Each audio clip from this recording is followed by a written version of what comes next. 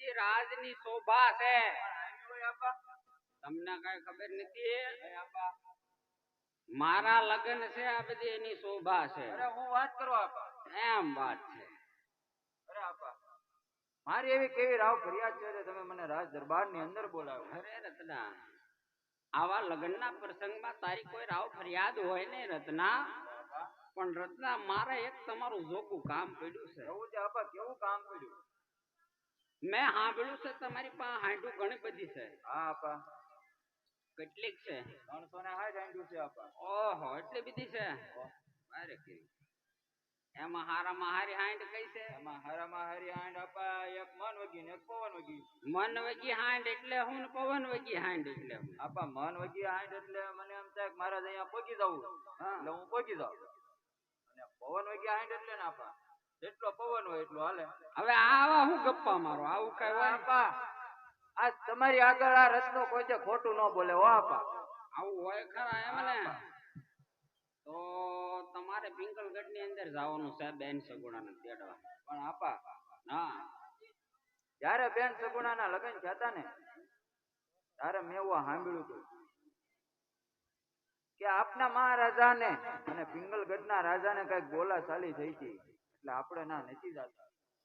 પિતાજી ને એને પઢિયા રાજા ને બોલાચાલી થઈ, એમાં બેન નો હું વાક કાકા? એ વાત હાચી તમારી આપા.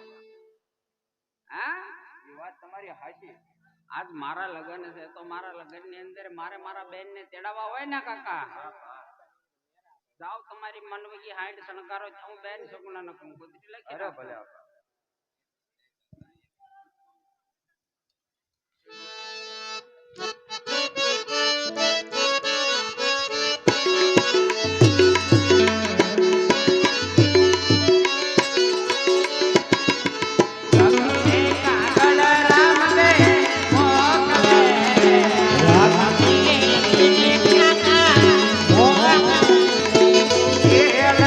કાગળ રામ દે મોકલે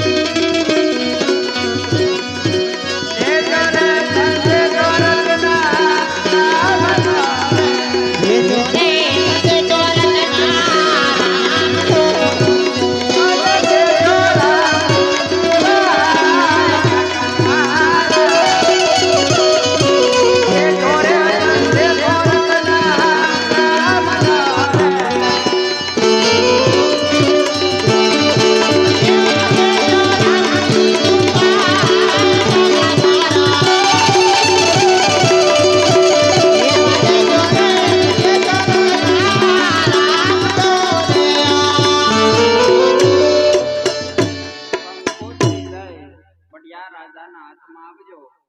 જો પડિયા રાજા કાંઈ મેણા બોલે ચૂપચાપ સાંભળી બેન સગુણાને ભાણાબાઈને તેડીને વહેલા આવજો. જ્યાં તમને સંકટ પડે, જ્યાં તમને વિપત પડે, ત્યાં તમે મને યાદ કરજો, હું આવીશ. એ તો મારા બેની રે ઉતારે નંદલા એ તમારે મારા બેની રે